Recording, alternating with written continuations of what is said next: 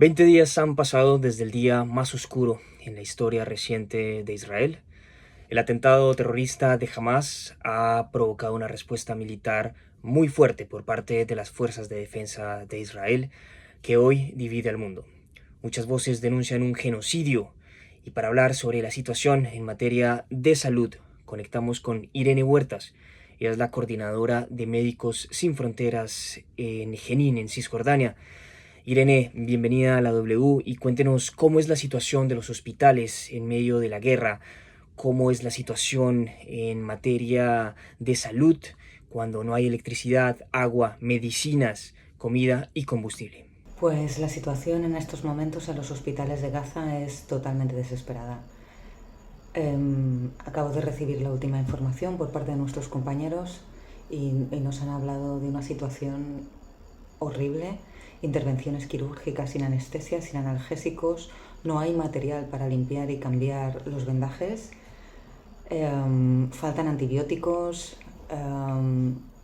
algunos hospitales ya han tenido que cerrar y otros han estado intentando funcionar para ver si podían encontrar combustible en algún momento, han seguido funcionando, haciendo intervenciones quirúrgicas con la luz del móvil.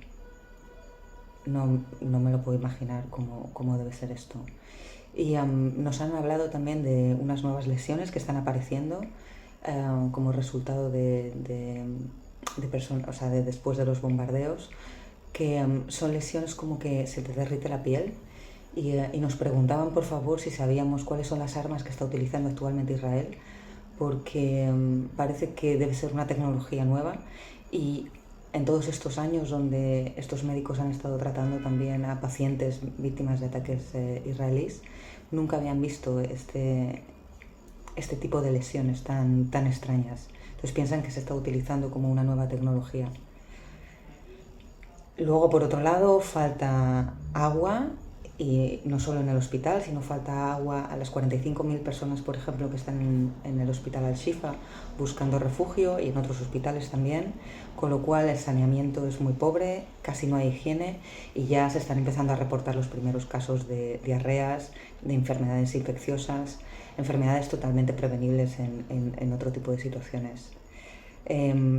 Al-Shifa, por ejemplo, tiene una capacidad de 900 camas y hoy nos han comentado que había 2.500 pacientes ingresados.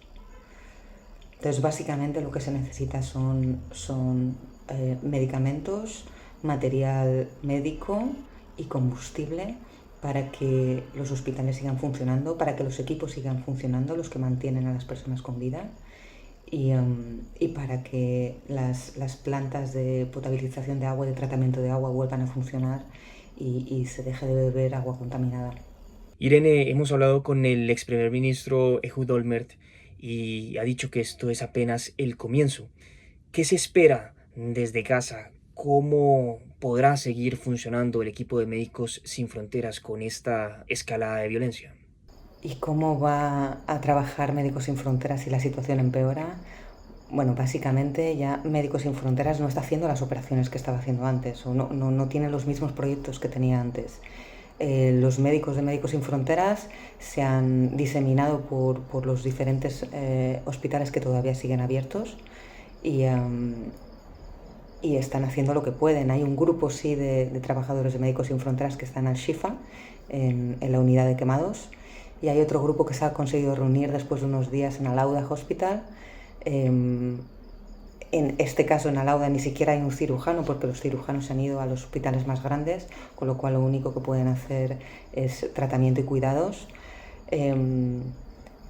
Médicos Sin Fronteras, de hecho, no puede seguir trabajando en estas condiciones. Los que trabajan son los médicos, independientemente de si trabajan para Médicos Sin Fronteras o para el Ministerio de Salud.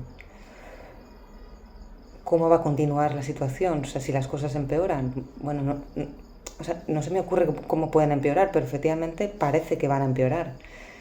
Con lo cual, pues llegará un momento que se cierren todos los hospitales y que, como está ocurriendo ahora, se continúen haciendo a lo mejor cirugías con la luz del móvil, pero claro, también hay que darse cuenta que la falta de electricidad afecta también a la esterilización, por ejemplo. Entonces, ¿cómo se va a poder continuar esterilizando material? ¿Cómo se va a poder continuar manteniendo vivas a ciertas personas que están todavía dependiendo de máquinas. No lo sé, sinceramente no lo sé. Esa es la realidad. La violencia se está extendiendo también en Cisjordania. ¿Cómo es la situación de los palestinos en los campos de refugiados? Pues es de muchísimo miedo. Básicamente las familias están aterrorizadas.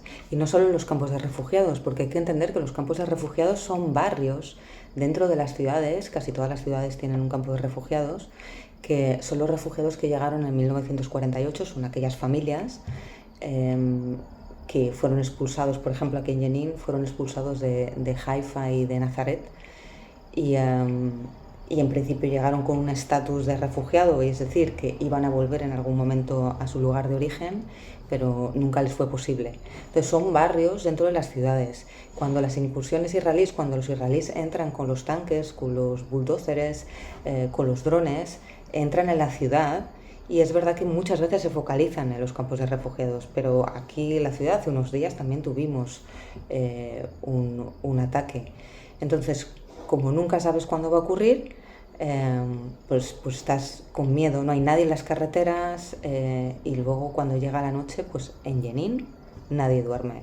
O sea, llevamos una semana donde primero hubo una manifestación solidaria con las personas de Gaza y hubo enfrentamientos con la policía y ahí hubo heridos, hubo una niña muerta también de 11 años. 2 días después el ataque con un misil a la mezquita, 2 personas muertas. Otros 2 días después, este fue el último, 4 muertos y más de 20 heridos, que además llegaron todos al mismo tiempo en el hospital. Nosotros estamos allí para apoyar y yo nunca en mi vida he visto nada tan caótico, porque ya había mucha gente en el hospital que estaban buscando refugio, porque por las noches nadie duerme, pero además las personas que viven en lugares que son más propensas a ser atacadas a veces se van al hospital a pasar allí la noche. Entonces, bueno, pues de miedo, de terror y de angustia. Irene, ¿y cuál es el llamado que hacen a la comunidad internacional para detener esta tragedia? Pues yo lo primero que pediría es a las personas que tienen cierta responsabilidad política y que tienen capacidad de influencia, es que dejen, que no sigan polarizando a la sociedad sobre la calidad de unas víctimas o de otras. Las víctimas civiles son víctimas civiles en todas partes. Entonces, el dolor de unas víctimas no se puede manifestar en la venganza hacia otras víctimas civiles. Esto es muy perverso. El derecho internacional tiene su base en esos errores que hemos cometido en el pasado.